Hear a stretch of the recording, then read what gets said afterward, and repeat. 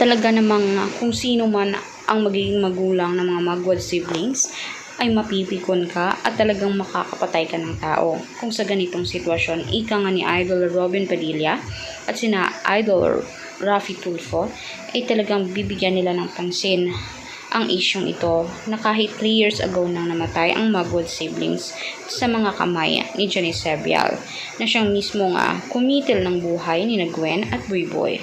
Alam naman natin malaki ang pangarap ng mga kabataang ito. Ika nga ng mga magulang niya, tila parang walang saysay ang pera at mismong pananatili nila sa mundo kung wala naman umano ang 2 anak nilang na mayapa na.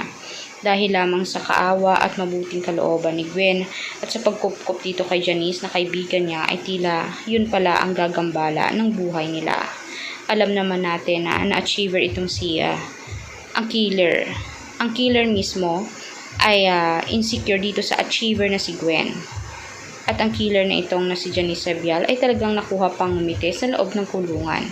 Tila parang para sa kanya ay satisfied siya. Parang ang saya-saya niya, parang nakuha niya ang gusto niya na hindi maging masaya, hindi maging kompleto at mabibigyan mismo ng kalungkutan ang buhay ng mga Magwad. Alam naman din natin kung gaano din kabuting puso ang mga Magwad.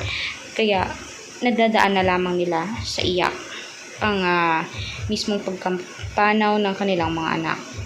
At marami namang mga vlogger at mismong mga senador ang mismong dumalo din at tila parang nalulungkot din sa pagpanaw ng kanilang anak kahit 3 years ago na ito. Ano bang magandang gawin dito sa Janice Sebial na ito na siyang killer? I-komento na sa baba at huwag kalimutan mag-subscribe, i-like at i-share ang ating videos on public. Maraming salamat po mga kanetesen.